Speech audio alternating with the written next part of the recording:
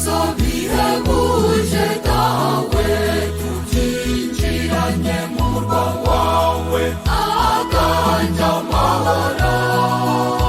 Tuje kugusanganiza uru rusange rw'amajwi, mu ndirimbo tukubyinira. Tuje kugushengerera no kugukuza, kugusenga no kugusingiza.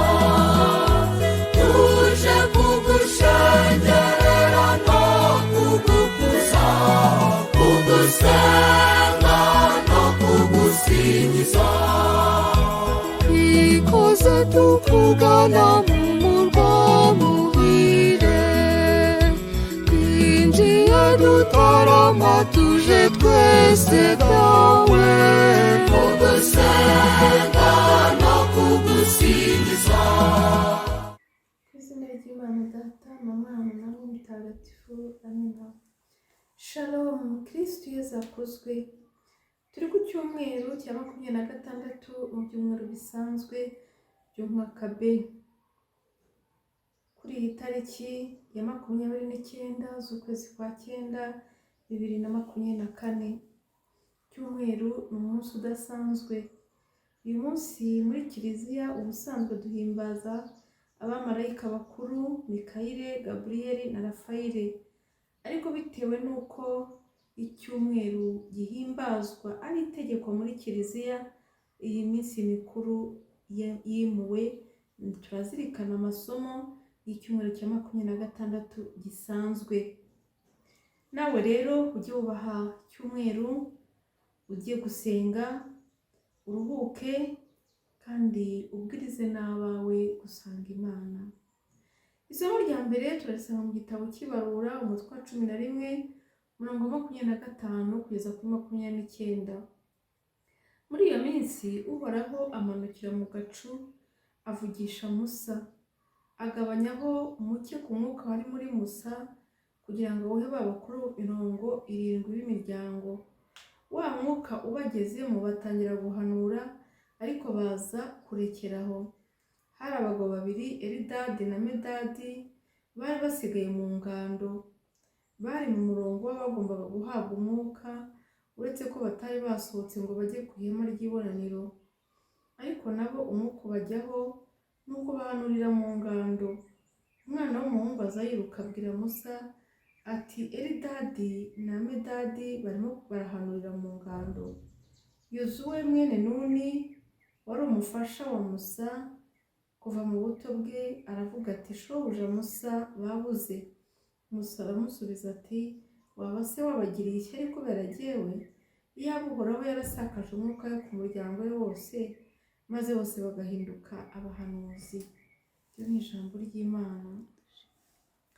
Iyo dusomye amagambo nk'aya twumva ukuntu Musa yari intungane, bigaragaza ko yabanaga n'Imana, aho ijambo ry'Imana rivuga ko Uhoraho afata ku mwuka wari muri we akawuha abandi. Ni ukuvuga ngo ibyiza by'Imana byarasenderaga, ibyari biri muri Musa byarasenderaga bikagera no ku bandi. Ariko kandi Musa ni n'umuntu ucisha bugufi, ni n'umuntu wifuza ko abandi babona ibyiza. Burya mu buzima hari abantu babona ibyiza ariko bakabiryamaho ku buryo utanabimenya ko babifite. Hari abantu baba bafite ubwenge, ariko wagira icyo umusobanuza aturumva ati, nanjye ikintu sinyumva, nanjye nta kigenda. Muvandimwe, ni ku ruhe rugero wishimira ko abandi banezerwa? Ni ku ruhe rugero usangiza abandi ibyiza ufite? Ni ku ruhe rugero ufashamo abandi? Imana itanga ingabire zinyuranye, yahaye aba bantu guhanura, ariko Musa arabyishimiye kandi yumva ko aba bantu nabo bashobora kujya mu murimo w'Imana. Hari igihe tuba turi mu murimo runaka ukumva ni wowe wenyine ubifitiye ububasha, ariko ukibagirwa ko uzasaza, uzarwara, uzahita. Twebwe turi abantu bahita. Nta muntu n'umwe muri twe ufite ibihoraho. Ibihoraho tuzayibonera mu bundi buzima, ariko kuri iyi si twese turatambuka.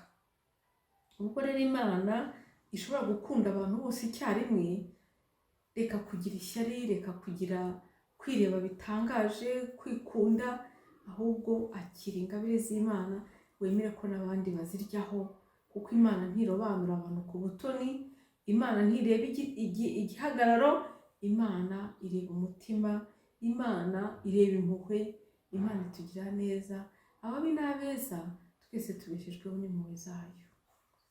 Turazirikana kandi Zaburi ya 18, amategeko y'Uhoraho anezereza umutima. Ikintu nabonye nuko iyo umuntu akorera Imana aranezerwa, uranezerwa kandi washaka n'ikikunejeje ukakibura, ariko burya kiba gihari nuko Imana igutuyemo. Abatuwemo n'Imana nibishime, nibatarake, nibaririmbe, nibabyine, nibavuze impundu, kuko Uhoraho yatuye muri bo. Isomo rya kabiri turarisanga mu ibaruwa ya Mutagatifu Yakobo intumwa, umutwe wa 5, umurongo wa 1 kugeza ku wa 7. Mwebwe abakungu nimurire muboroge kubera amakuba bategereje. Ubukungu bwanyu bwaraboze, imyambaro yanyu yaramunzwe, zahabu yanyu na feza byaguye ingese, kandi ingese niyo izabashinja, ikazatwika imibiri yanyu nk'umuriro. Ngaho mwihunikiye ubukungu muri iyi si y'indunduro. Umushahara w'abakozi basaruye imyaka mu mirima yanyu mwarawubahuguje, none ngaha uravuza induru, kandi n'imiborogo yabo bakozi yageze mu matwi ya Nyagasani, umutegetsi w'ingabo. Kuri iyi si mwibereyeho mu murengwe no mu byishimo, kandi ku munsi batotezaga intungane ntimwaretse kugwa ivutu. Mwaciriye urubanza rubi intungane, maze murayica, nyamara itabarwanije. Ibyo ni ijambo ry'Imana. Abakungu ngo nimurire, nuko si Imana yanga abakungu n'abakire, oya da, ariko Imana yanga abantu biyuzuye, umutima wabo wumva waruzuye, ukize, udakeneye Imana. Iri jambo rya Yakobo ngo babanyamurengwe. Muri iyi si harimo abantu barenzwe. Njya mu nama rimwe na rimwe nka nimugoroba cyangwa se ku manywa, kandi mwitegereza abantu ugasanga umuntu yanyoye inzoga yaboze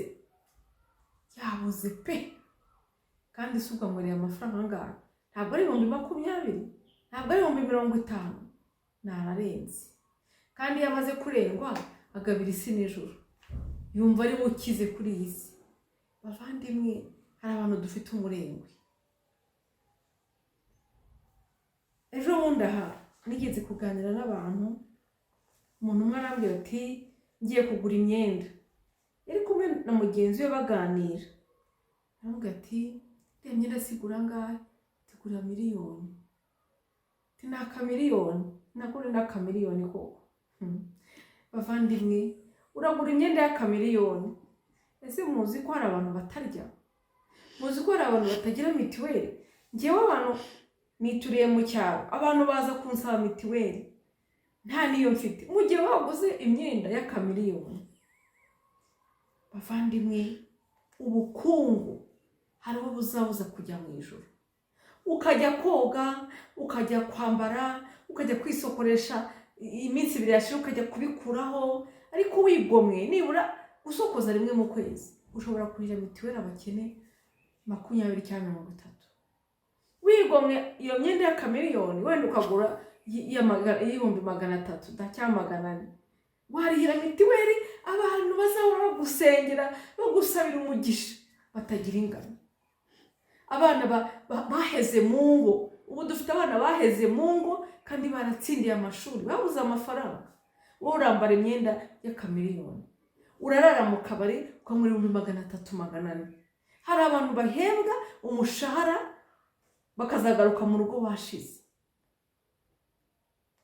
bakazagaruka nta kintu na kimwe bagifite, ahubwo bajya gufata umwenda wo kwa Rambere. Bavandimwe, rwose mumenye yuko abanyamurengwe nabo batazajya mu ijuru. Kurengwa ni bibi, kuko bituma ubaho waribagiwe. Batoteje intungane, hanyuma ntibaretse kugwa ivutu, baguye ivutu ariko urukundo bararwibagiwe. Mwaciriye urubanza rw'intungane murayica, nyamara itabarwanije. Nyagasani, ubukungu bwawe nibwo nifuza, nibwo bwiza, nibwo nkeneye. Muvandimwe, imika Imana, ibindi byose uzabishyira mu mwanya wabyo. Ivanjiri ntagatifu yo turayisanga kwa Mariko umutwe wa 9 umurongo wa 38 kugeza kuri 43, umurongo wa 45 n'umurongo wa 47 kugeza kuri 48.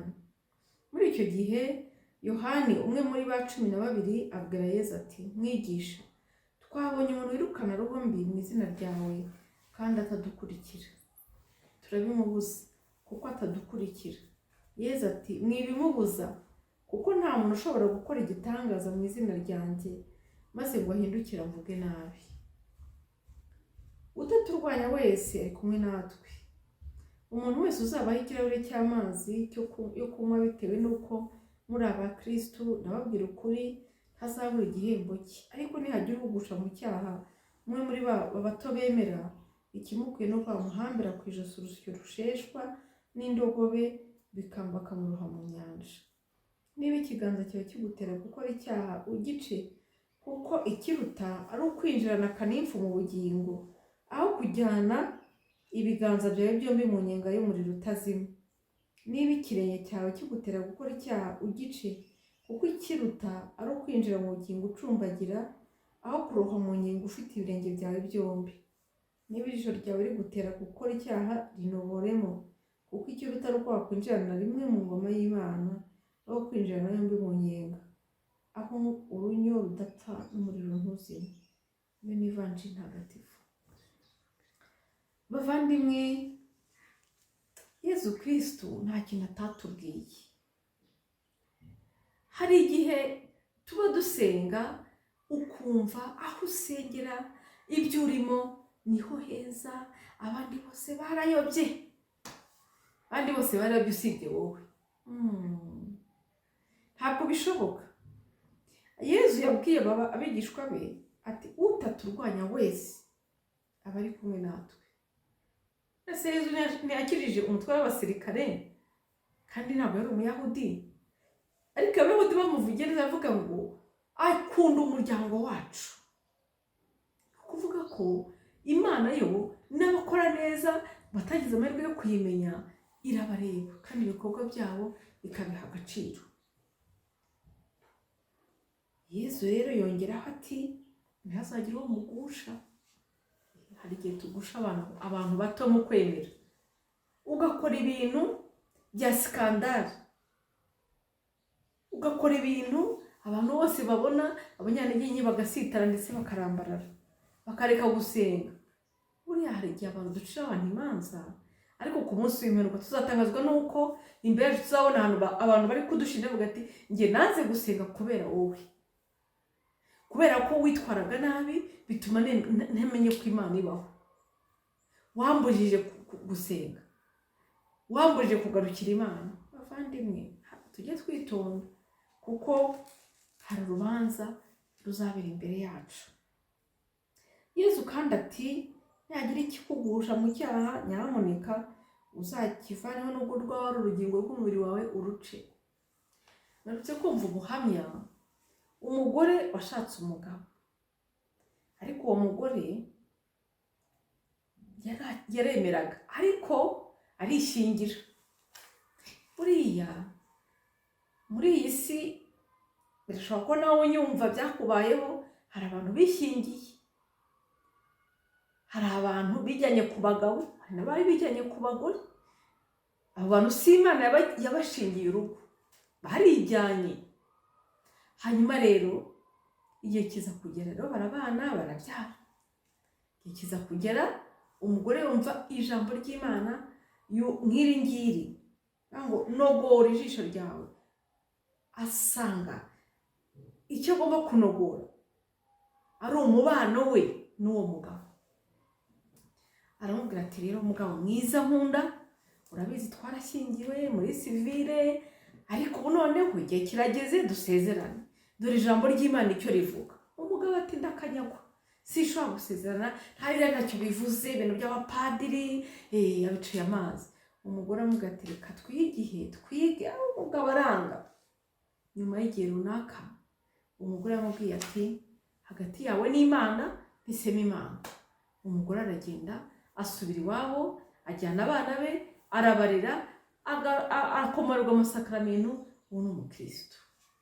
Hari igihe rero Imana idusaba gufata ibyemezo, kandi ibyo byemezo bisaba wowe ubwawe kwibabaza bikomeye. Wowe rero uba mu rugo utasezeranyemo, urwo rugo si urwawe, wararwibye. Wowe simubwira ngo urute urugo rwawe aho gusezerana. Hari n'abantu muri iki gihe badasezerana muri civile, mu murenge. Erega rero abaherutse kumbwira ngo ibyo byose ngo turikundanira ngo birahagije. Ibyo ni ubujiji. Murikundanira se na munagame. Ntabwo mukundana mwakubahiriza amategeko y'igihugu azarengera abana, namuganya akabarengera.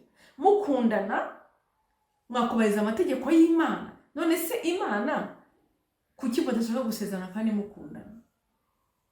Bavandimwe rero, hari igihe tuba mu bujiji bukabije. Umuntu yarize ngo yarangije muri kaminuza, usibye ko hari n'abasigaye barangiza amarinjiji.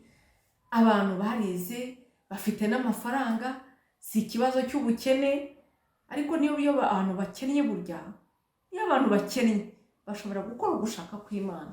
Ngewe kera nkiba i Kigali nigeze gutaha ubukwe bw'umujene wigaga muri Kisiti.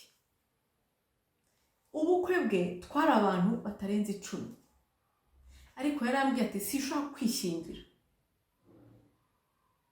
Hanyuma akoresha ubukwe bungana n'ubushobozi yari afite. Abenshi rero babuze ubwo bukwe no kwirata, bashaka gutumira abantu 500 kandi ufite 200. Wamenye ukureye, ukiyakira, ariko ntucumure. Nyagasani rero adufashe kugira ngo ibidutandukanya nawe tubivane mu nzira. Akumurikire kandi umugisha we uguhoreho, urakabaho. Ku izina ry'Imana Data na Mwana na Roho Mutagatifu. Amina.